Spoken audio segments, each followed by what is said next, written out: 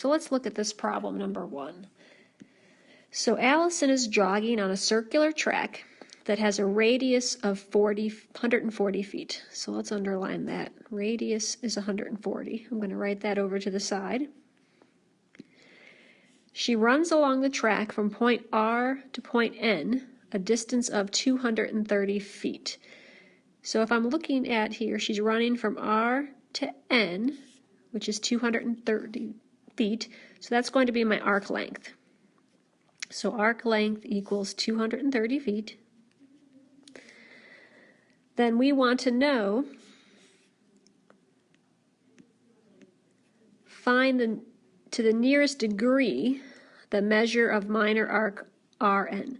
So let's just go ahead and call that theta. So that's what we sometimes call angles that we're looking for. So I'm going to use my formula that arc length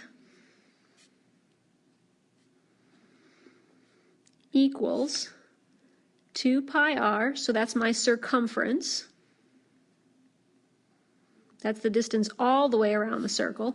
But we only are interested in a part of the circle, so that ratio is my degree over 360. So if you kind of picture this whole circle, if the distance all the way around was, say, 500, halfway would be half of 500, or 250.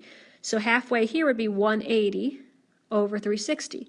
If it was 90 degrees, that would be a quarter of the way around, so I would multiply my circumference by a quarter. So all we're doing here is finding a proportion.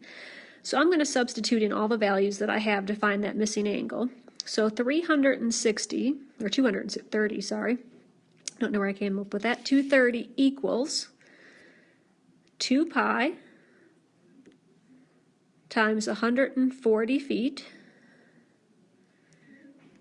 times the angle that I'm looking for over 360. So I've kind of highlighted in the same color the different pieces that we found.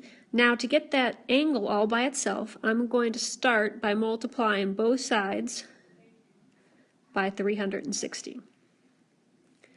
What that's going to do is allow the right side to cancel to 1, and on the left I'm going to have 82,800 equals.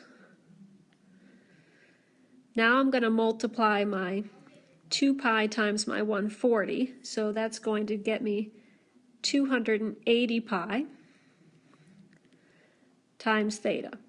So I still have some things in front of theta that I don't like, but they're being multiplied, so I'm going to do the opposite and divide. So I'm going to divide both sides by 280 pi.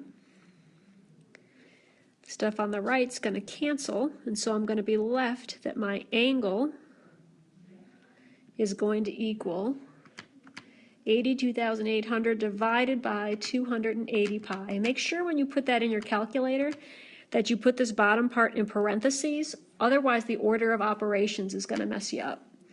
So you should get that theta equals 94 degrees.